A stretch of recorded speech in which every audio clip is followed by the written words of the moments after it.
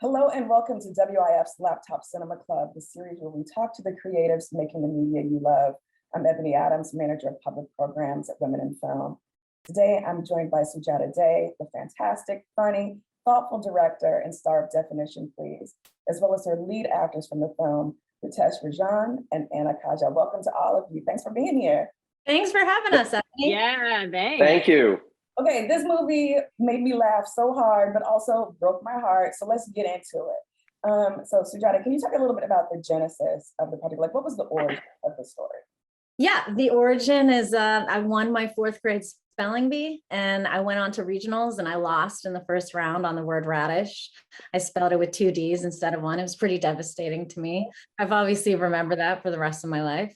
And then in 2015, I was in a UCB sketch writing class and I wrote a sketch about, it was called Where Are They Now? Spelling Bee Winners. And if you Google them, they're all doing amazing things. They're working at NASA. They're winning the World Poker Tour. But I just thought the punchline would be funny if one of the spelling bee winners grew up to not do much at all and be kind of a bum and still live at home with her parents. And that 4-page sketch was the initial genesis for the feature film version of Definition Please. I took that character, I took that premise, and I extended it a little bit more. And I answered the questions of, okay, why would this happen to a former spelling bee champion? Why would she turn out to be this way and not live up to her potential and be in a state of arrested development? And that was the genesis. What's so interesting is that she's bearing like the weight of this expectation that she would have done like objectively successful things, right? But it's not necessarily things that she wanted. That's something that comes through in the film, is that there's this incredible burden of expectation that not just for your character, but for Sunny as well, right? So as you developed this from a sketch then to a feature film, how did you start to tease out, what that was going to mean? Because so much of it is so specific to the culture that you come from, the place that you are in America, as the film takes place. Like, how did it start to grow from that sketch into the feature film version that we get? It grew from just my experiences growing up in a small town in the middle of Pennsylvania. And we were really lucky. There were 2 temples very close to us. So I had my school friends, but then I also had my Indian American friends that I would be hanging out with on the weekends and going to dance classes, going to Hindu temple summer camp. And I noticed as we were growing up, there was a lot of pressure placed on all of us to, everyone was taking like 10 AP classes, trying to get into the Ivy League schools, getting scholarships, internships, and folks started to break down. And, I had friends run away from home. I had friends started to suffer from anxiety, depression, bipolar, schizophrenia, a lot of the mental health issues. And our parents were very, they didn't know how to deal with it and they didn't know how to talk about it. And it was very shameful. And so I took these experiences that I had with my friends, with extended family members. Even when I went to college, I went to like a science engineering college, and there was not only just Indian Americans there, but Asian Americans. And I saw it happening within the wider community, and it led to tragedies. There would be suicides off of the dorm buildings. And so I was like, okay, this is like a real issue. So that's how I kind of shaped Sunny's character in terms of what he's dealing with. And I wanted to focus on how are the people who he loves dealing with his mental illness as well, because they all deal with it. Jaya deals with it in a different way. Monica deals with it in a different way. Yeah, I'm glad that you led into that, because I would like to, talk to you, Ritesh, and you, Anna, about, how that comes alive on screen and how the audience is sort of primed to learn what is actually undercover in the exchanges amongst this family, right? So the film starts off, it's very light, it's very funny. And then there's that moment where Jaya, your character, gets up from bed and locks the door. And then you see Bunny doing the same thing, right? But there's no explanation given.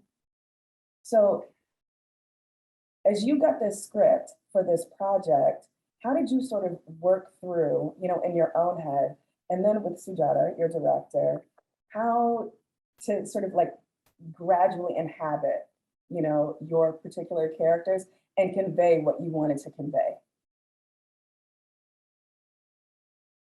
Ted? Yeah, please. Thank you. Yeah. For me and for the character of Sunny, so much of it was, working through the mental health issues through a lens of a South Asian family and what that means. How do they treat the illness? Not even the individual, but how would they treat the illness? And that's kind of, I think, a general mentality in the Asian community is just brush it under the rug. Locking the doors with no explanation is sort of an extreme example of that. And what happens when something is not reckoned with in the beginning, something as serious as this. And so it gets to a point where the family doesn't want to communicate about it.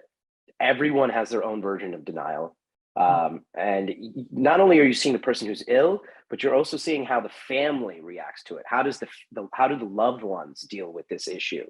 And so for us, it was really about being very specific, not sensationalizing the illness, and sort of the dynamic between the family. Obviously, a lot of things happen in the movie, and it can be blown out of proportion if it's not handled with care. And so for us, both from a performance and a storytelling point of view, I sat down with Sujata and we walked through basically every moment, talked about both our experiences, sort of either personal or what we've researched academically or medically, and how we wanted to present that in the most authentic way through a South Asian perspective. Mhm.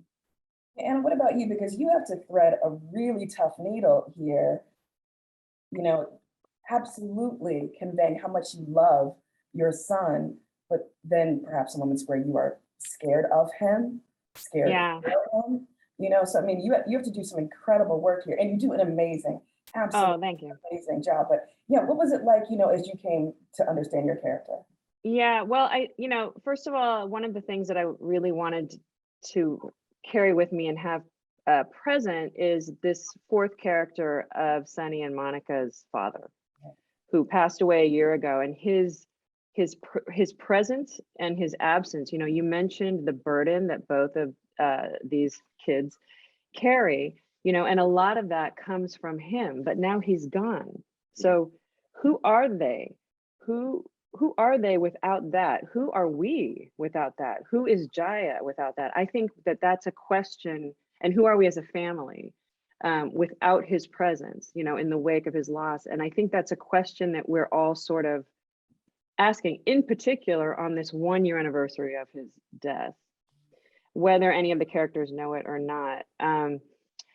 And so I think that is prompting Jaya to have an even greater need for healing, an even greater need to have her family close, to have the remaining 3 of us get along and just be happy. I mean, for lack of a better term. And then I think that I really just tried to inhabit the nuances of denial, right? It's so easy to just sort of like say, oh, denial, that person's in denial, they just can't see it.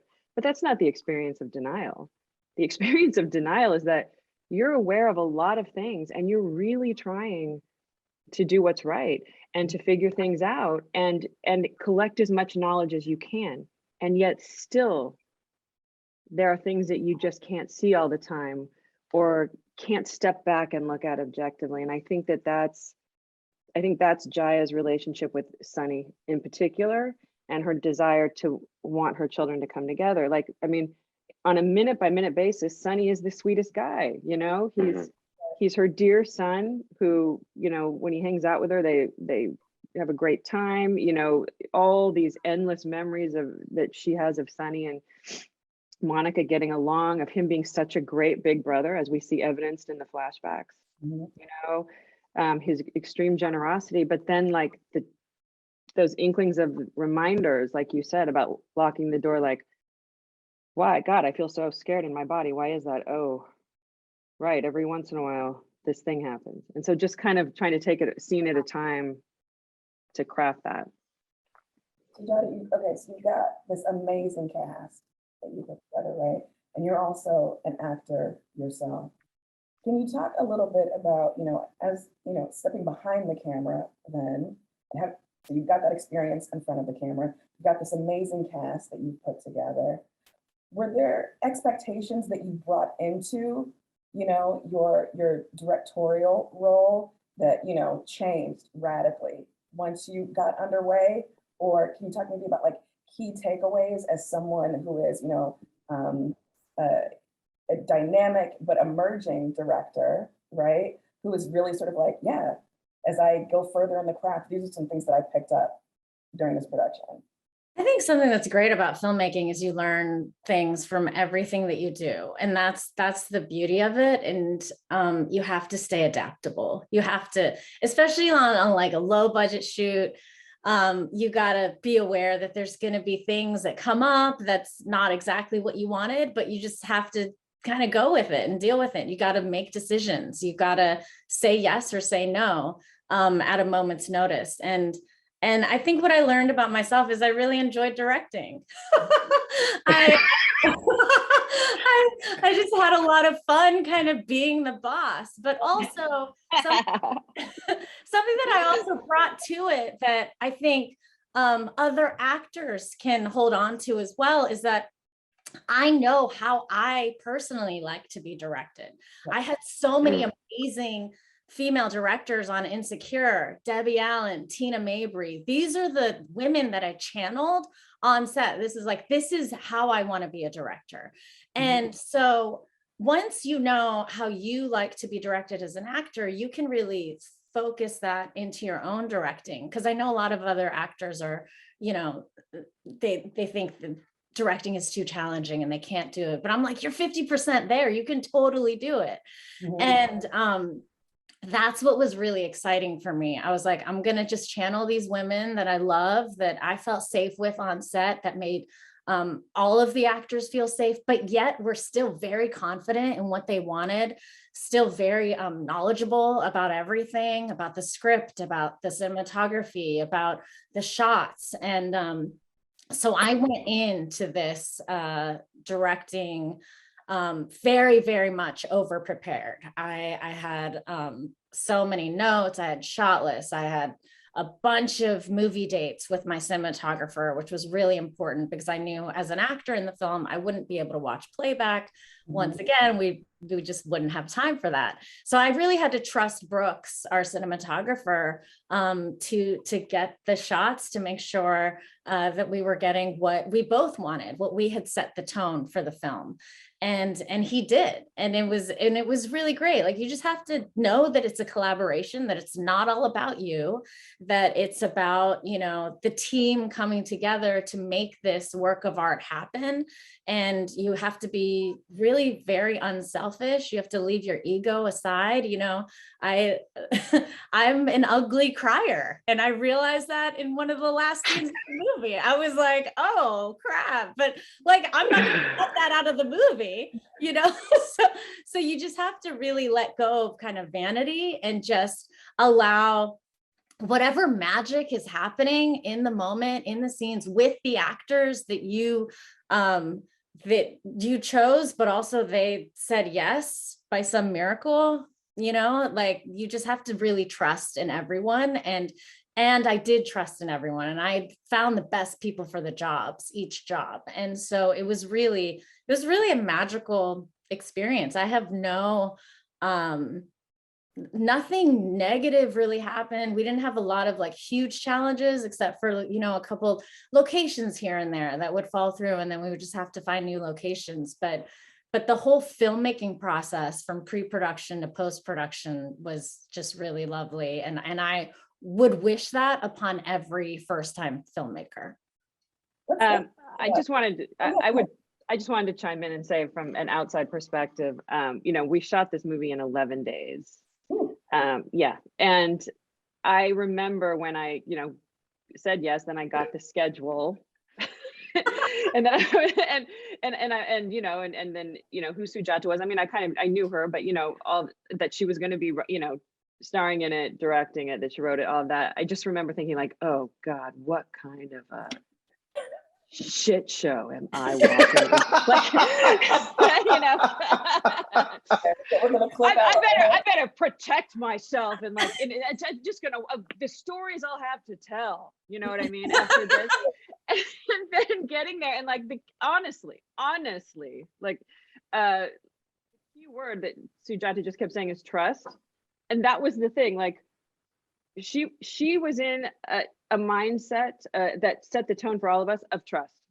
Mhm. And I think it probably, I mean, you've told me this before, that it had a lot to do with preparation and feeling like I did my work in all these ways, so that now I can trust. And it was just incredible. And I think even like a couple times I pulled Sujata aside and I was like, so like, I mean, you must really be freaking out, right? Like, you know, like, or like, you know, what's going horribly wrong? And like, it never was, or if it was, I didn't know. It was just like, we were all trusted to do our job. And it's amazing how people respond, you know, when you're kind of given that underlying like energetic respect, I guess. Yeah. So let's talk about the team. Were you able, Sujata, to hire as many beautiful brown faces, you know, and as many cool people of color behind the camera as you did, you know, in front of the camera? Because that's anomalous right there, right? Like, first of all, we're watching this amazing world, you know, of people. It's so beautifully brown, right? It's just all people of color. And, you know, the love interests, you know, are, you know, also people of color. We don't get this nearly enough. Were you able to do that behind the scenes as well? We did a count of the producers, and I believe we have a lot of producers on this movie. I believe there's like 38 or 39 producers, and 35 or 36 of them are Black and brown. So we just had so much support right away, right off the bat. Tesh mentioned one of his friends is a producer, and we just had people who wanted to see their stories told on screen, and they recognized that this wasn't happening in the industry. And so it was really, really nice to be able to have that behind the scenes as well. It was pretty awesome. Yeah. So Ritesh, Anna, like, was this a fairly, you know, unexpected and anomalous experience for you being on a set like that? Which, you know, if white people were there, they were the minority. They were not the ones, you know, making all of the decisions, taking up screen time. You know, I think it was, for me, it was very eye-opening just to be surrounded by that type of energy. You know, to be telling stories from our culture and from our experiences, it really sort of changed the way that I view myself as an artist. Previous, you know, I was just doing whatever I could get my hands on, obviously. And this was the first time where I was like, wow, I'm doing something that's from my culture, for my culture, you know, at the same time, being able to push my career in the right direction. And it had a really profound effect, you know, being able to work with this team. And, you know, Anna's played my mother before, and it was just like a very safe space for me. You know, we talk about the trust in one another, and Suj and I had our limited rehearsal time, but it was very much like just a wild and beautiful just experience, you know, in a very contained way. When I mean wild, I don't mean it was like out of control, but it was just, everything was surprising and new and fresh and exciting for me. So I think there was an extra feeling of family, you know. I mean, kind of like if you go to a party with all South Asians or something, there's just this, like, you just, you know, even if it's strangers, there's this certain underlying connection that's there that you can feel viscerally. And so we had that, and I think that kind of created an instant bond and kind of giddiness. Yeah, and I think that on other sets, I do I really do see it changing behind the scenes, you know, people are really making an effort to, and hopefully that will continue. Yeah. One of the things that I really appreciated about the film is the way that you choose to explain some things. I mean, the title of the film is Definition, Please. And there are moments where, you know, Monica's character offers these definitions throughout the film. But there are so many things that you don't explain. And in fact, you have a character, your mother's doctor, who's like, Google it, you fucking fools. This that you don't often have the luxury of doing. You know, we have to explain so much of our cultures to outsiders, to a perceived like white viewer. Sometimes I really appreciated the way that it was a very welcoming sort of story, but it also didn't offer sort of like baby steps for people. It said, you know, hey, this is how we talk when we're at home with each other. This is how we talk when we're, you know, with, you know, the uncle who owns the corner store or whatever. We wouldn't stop and explain to each other what certain words mean, or, you know, where we are picking up certain songs. I loved that. Can you talk about, you know, how the relationship with Array came about? Yeah. So we did a virtual film festival circuit starting with Bentonville in August 2020. And then we what was really cool, I mean, on the way to Array, what happened is that Mindy Kaling took a liking to the film as well. And she started posting about it and Instagramming about it. And none of us knew who she was before, like personally. So it was all very surprising and very exciting. And then I asked her to, about a year into her posting and just saying all these very nice things about the film, I asked her to be the executive producer and just to help us get distribution possibly. And she said yes. And I was like, whoa. I felt like someone had just said yes to marrying me. It was pretty amazing. And then we had our I think it was late September of 2021. We had our first LA premiere live screening with the LA Asian Pacific Film Festival. And we invited Array and Ava and Tulane. I had known Ava since Awkward Black Girl days through Insecure and all of that. So we were social media friends and we would see each other at the occasional parties, Hollywood parties. And then about Array did not come to our screening, but they got the email blasts and the pictures and all the fun stuff that went down. And then about a month later, this was late October, they reached out to me and asked if the film was still available. And I said, yes, right away. I said, yes, it is. And then that was it. And so she, Tulane there, who's incredible, she said that Array has an independent film deal with Netflix, so it would go straight to Netflix. So that's what we agreed upon. And what was really cool is that really is the dream for any independent filmmaker.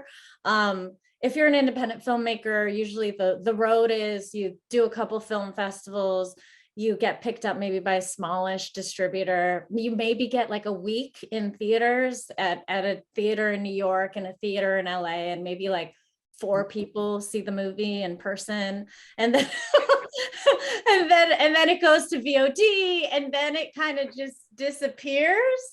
And so for us, I think Netflix was really the dream home, and to have Array and Ava involved with all of that was just really, really special. And to have like 2 really inspiring women that I look up to sign off on the film, like Mindy Kaling and Ava DuVernay, is just, I can't believe that all went down. So having the film come out on Netflix was amazing. And we got so many DMs and emails and messages and tweets saying, I saw the movie, I loved it, here's how I connected to it. And it was really special. I'm really happy with the way things turned out. I can't wait for more folks to find it on Netflix. I hope everyone at Women in Film watches the film. I have to say, it's got two of the things that I love most. You see on screen, there is a moment where Monica attacks a child, justifiably. Justifiably, exactly. I love how that's your favorite thing. Adults attacking children. You know, of another girl, you know, who's being bullied. But I love to see an adult, you know, just square up. And then I also get love it. when we see children smoking weed with their parents, you know, on screen, and just having like just a chill moment, you know, whatever. That's Ebony's personal taste. But there's so much to love about this movie. So I'm really excited that I got to speak to all of you today. I can't wait to see what you all are working on next. And I just, yeah, thank you again for being here. Thank you. Thank you so Thank much, you. Ebony.